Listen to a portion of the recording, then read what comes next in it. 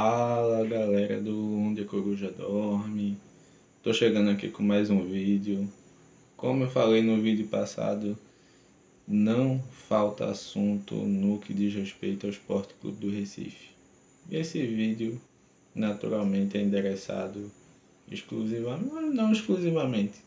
Todo mundo sinta-se à vontade aí para acompanhar, para comentar, para compartilhar. Inicialmente, antes de qualquer coisa, antes de começar a argumentar, a conversar com vocês, eu vou falar o seguinte.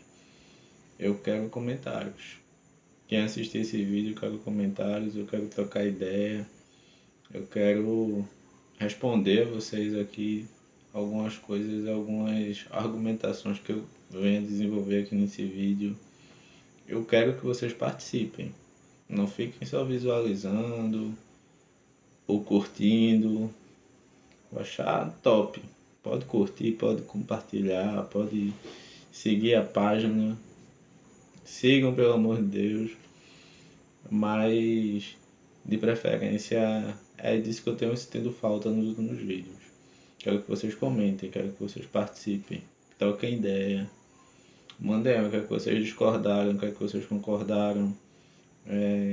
Uma ideia diferente para a gente desenvolver. Talvez ideias para o próximo vídeo, alguma coisa que a gente precise aprofundar nos próximos vídeos, enfim. Fica essa dica aí para quem estiver assistindo. Hoje, excepcionalmente, e não tão excepcionalmente assim, eu vim falar sobre um assunto que eu acho que está incomodando boa parte da torcida do esporte, que é essa falta de transparência que a gente tem com qualquer coisa que diz respeito ao Esporte Clube do Recife. Então, é um assunto chatinho da gente articular direitinho e sem bagunçar as ideias, mas bora tentar. E o que eu não der conta aqui, que eu não pretendo aqui fazer um vídeo de 1 hora, fazer um dossiê dessa gestão nesse sentido, e nem de gestões passadas, porque esse problema de transparência do esporte não é um problema de hoje. É um problema que vem de Martorelli, de Arnaldo Barros, que vem de Bivar, que vem... É como se tivesse enraizado na cultura de gestores do esporte, que não é necessário que eles sejam transparentes com a torcida, que eles sejam honestos com a torcida. Isso é uma coisa muito ruim, passa uma sensação muito ruim, passa uma sensação de abandono mesmo do torcedor. Aquela sensação que a gente tem de políticos, sabe, no bairro da gente, que a gente tem demandas que a gente não vê aquele político ali por anos, e quando chega um ano, meses antes da campanha, o cara chega lá e diz: não, eu vou ajeitar isso aqui, eu vou tapar esse buraco, eu vou fazer isso, vou fazer aquilo, vou melhorar a saúde, a educação. Ganha a eleição e some, sabe? É o que está acontecendo, sabe? Corriqueiramente, e é algo que, falando do esporte especificamente, a torcida ela tem sido deixada de lado nas principais decisões que o clube toma. Eu vou dar alguns exemplos aqui, pequenos, mas só para a gente ilustrar. Por exemplo, a construção do projeto todo a confecção de como foi feito, de como foi pensada essa estrutura do programa de sócios do esporte. Alguém chegou a, em algum momento, ver algum tipo de consulta à torcida em relação ao qual seria o melhor modelo? Que eu acho que não. Foram sempre reuniões a portas fechadas com pessoas ditas donas do clube, né? Foram eleitos pelos verdadeiros donos do clube para que tomassem as melhores decisões, mas que faz parte do bom senso que você consulta o torcedor em decisões muito sensíveis. E o Sport decidiu simplesmente não consultar a sua torcida. Mas é só um exemplo. Mas se eu perguntar para vocês como é que funciona o aproveitamento dos meninos da base, como é que funciona a transição e como é que funciona a questão dos contratos que são feitos com os meninos da base do Sport. Porque vez ou outra a gente tá vendo notícias surgindo por aí de jogadores que muitos não, vou citar o caso de um, que eu não estou me recordando exatamente do nome, que disse que ia deixar de jogar futebol. Mas o que foi que ele fez que foi saiu do Sport. Saiu do Sport, dias depois ele apareceu no outro clube. Sabe? Então assim, são jogadores que o Sport se desfaz por valores irrisórios. Negociações que o Sport claramente está em desvantagem, ou faz questão de estar em desvantagem. Como o menino que fez um gol agora recentemente na base do Bragantino, muito promissor, o João Anderson, e que o Sport cedeu simplesmente para ficar com a porcentagem ínfima dos direitos do jogador e como contrapartida adquirir por empréstimo os grandes jogadores, e aí contei ironias, tá? Lucas Cunha e Arthur Souza, que nada acrescentaram, ou melhor, acrescentaram muita raiva à torcida do Sport. Então, como no último vídeo que eu fiz aqui, e que eu abordei justamente esse questionamento, é incompetência ou é mau caráter? Se for incompetência, é algo abismal, absurdo, sabe? De você realmente dizer assim, ó, futebol não é pra mim, eu vou sair dessa área aqui, vou fazer qualquer outra coisa, eu vou tocar minha empresa, mas não vou ficar aqui atrapalhando o clube porque eu não entendo de bola, não entendo de gestão do futebol, porque você entender que uma negociação dessa traz vantagens para o clube e você passar o ano inteiro em entrevistas defendendo isso é uma coisa imoral, para não dizer o mínimo. Então, o que o torcedor do Sport teve que aguentar esse ano, e sem entender o que estava rolando nos bastidores, zero de transparência, né? Que é o tema desse vídeo, a propósito, porque a gente só tem notícias ruins, mas a gente não sabe por quê. A gente não sabe os critérios que as pessoas tomam as suas decisões, por que elas tomam certas decisões. A gente só sabe das consequências, né? Eu vou citar um outro exemplo, vou voltar aqui mais um pouquinho. Aliás, vou voltar bastante. Aliás, que é a discussão do dia hoje. Eu vou usar essa discussão do dia hoje, vou voltar um pouquinho lá atrás, que é esse risco iminente do Sport estar entrando numa crise financeira pesada. Que naturalmente isso já seria pensado justamente porque o Sport está caindo de divisão. O Sport caiu de divisão. Bora ser honesto, bora ser sincero, o Sport caiu de divisão. O Sport é um time que está rebaixado para a Série B do Campeonato Brasileiro. Então, partindo dessa premissa, a gente já entende que existe uma queda de receita, né? Uma outra premissa indica que o Sport gastou mal, e gastou muito mal.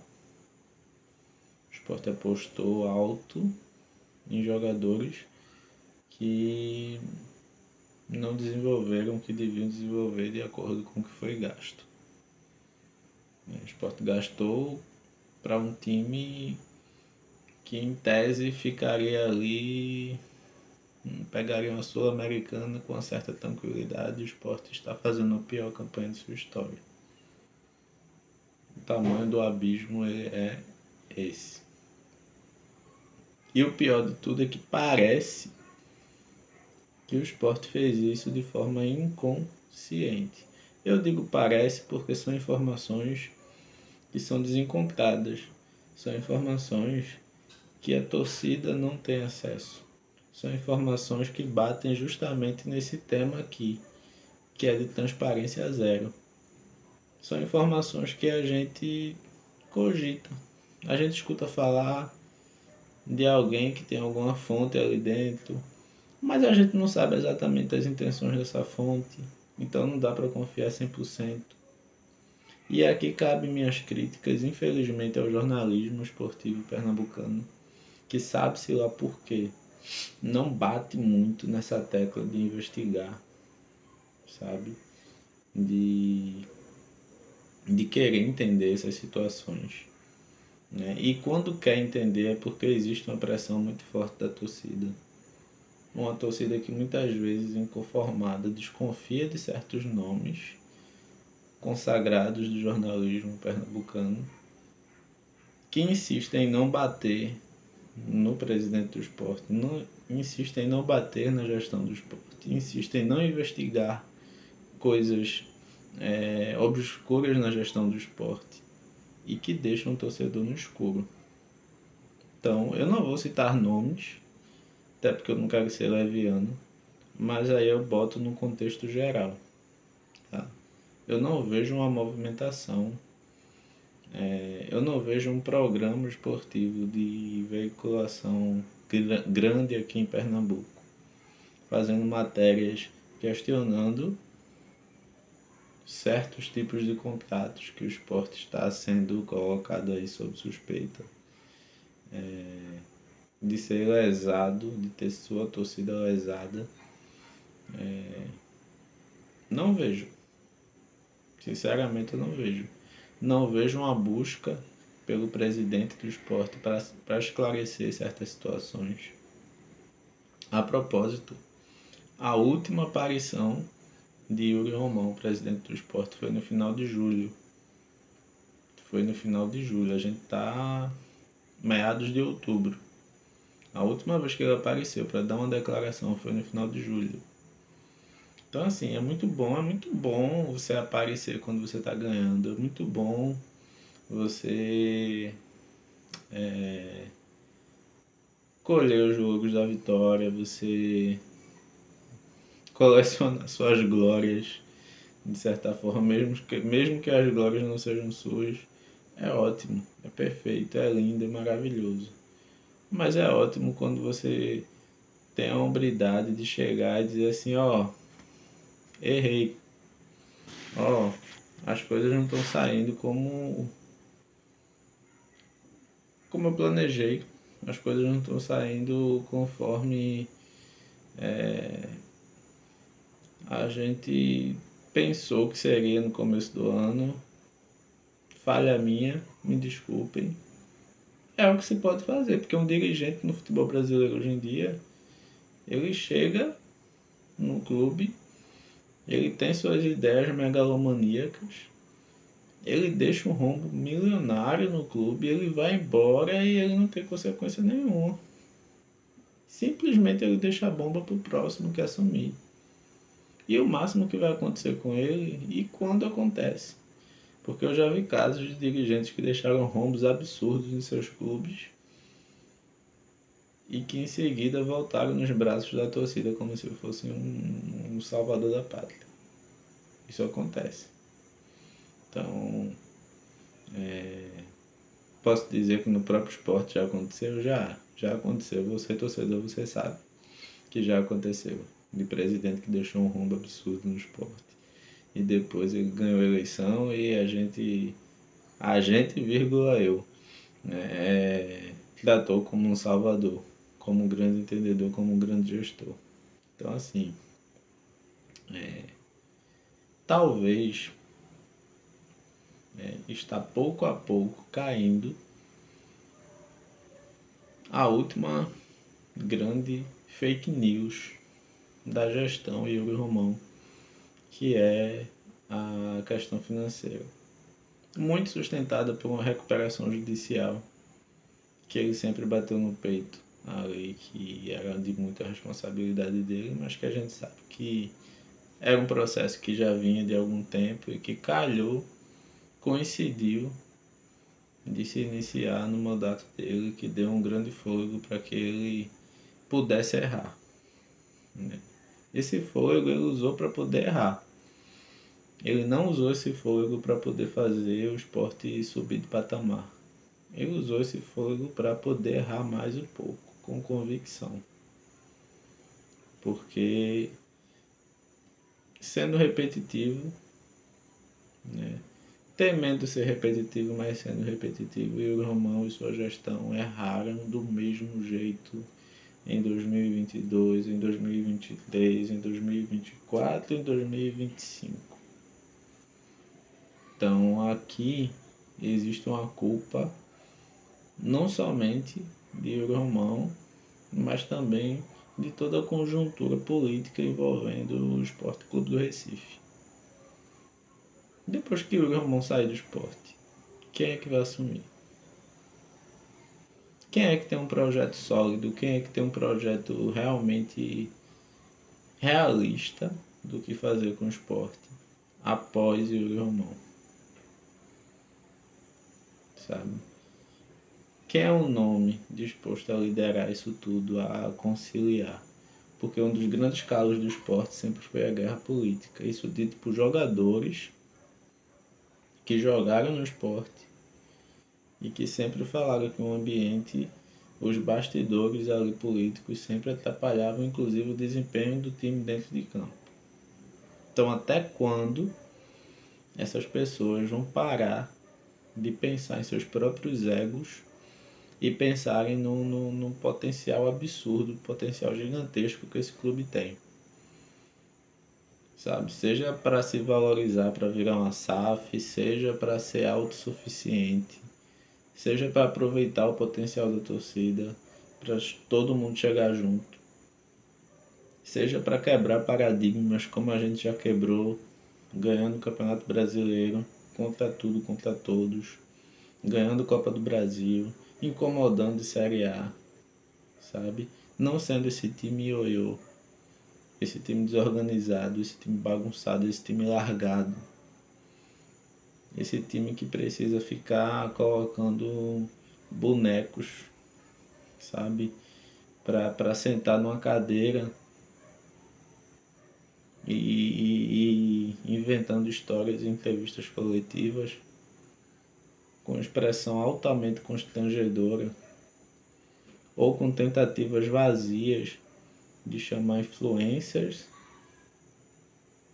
né? Ao invés de se comunicar com a torcida, chamar influencers, convidar influencers para esclarecer o que estava acontecendo num ambiente totalmente controlado. Que a gente sabe quando isso acontece. Esse tipo de convite, quando acontece, eu faço esse tipo de convite querendo impor o que é que eu vou falar, o que é que eu vou responder, o que é que as pessoas vão poder perguntar para mim, sabe? Eu quero estar no controle da situação.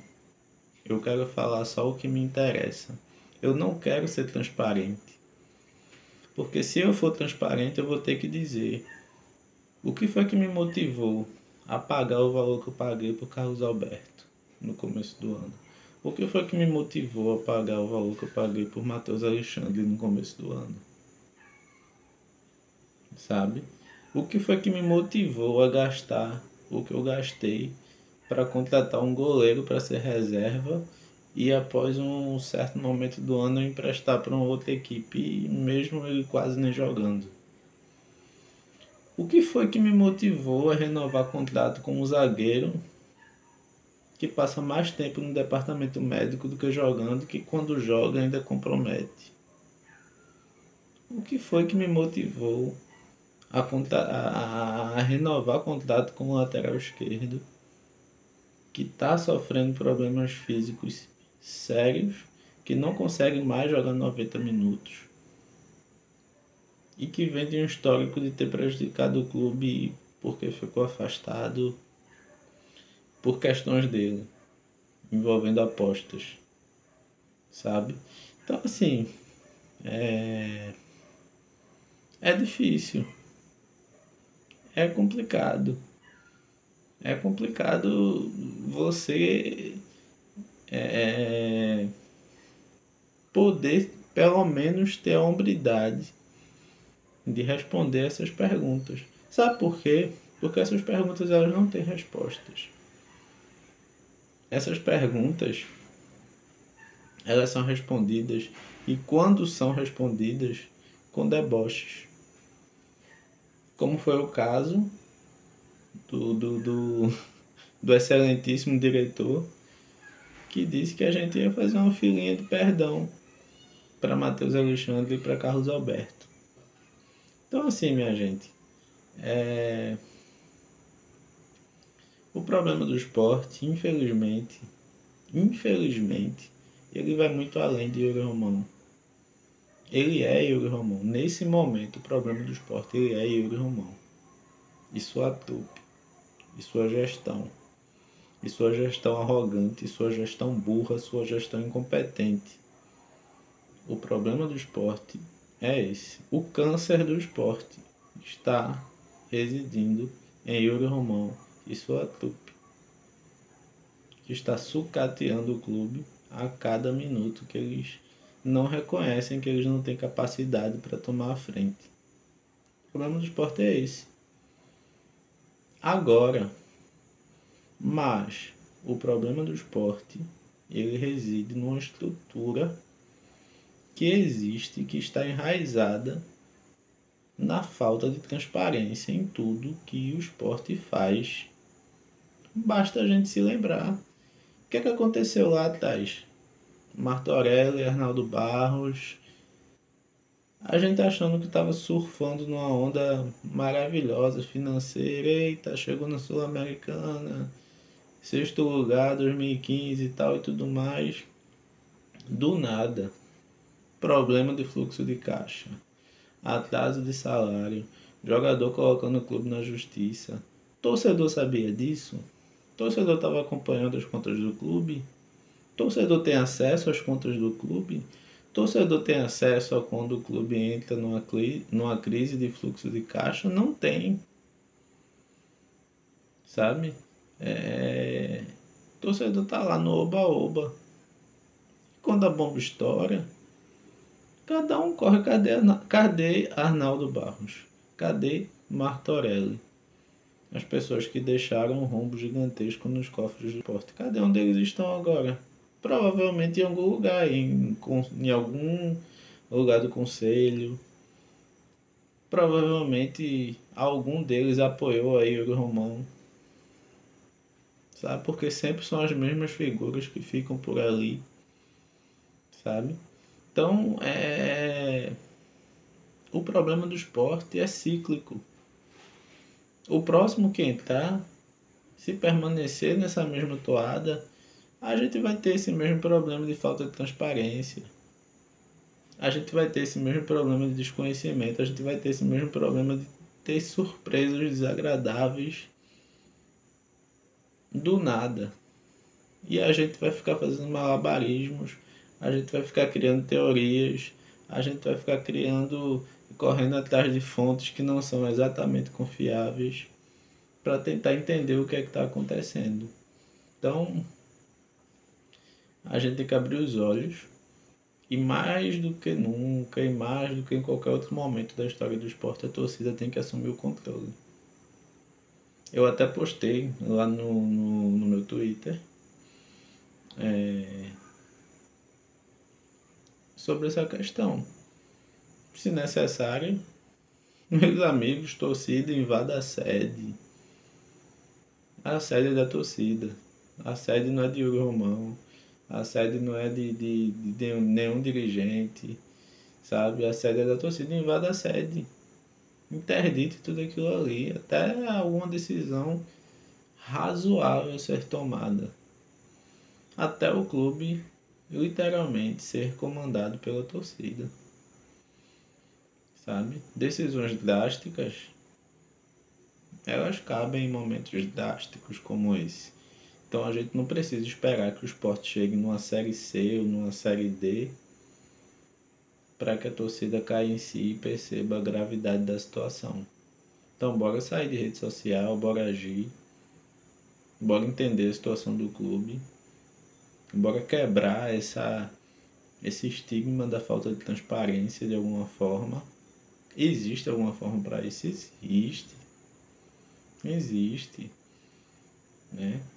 Para mim, essa questão do contato do esporte com a arena, dessa venda de mando de campo, né?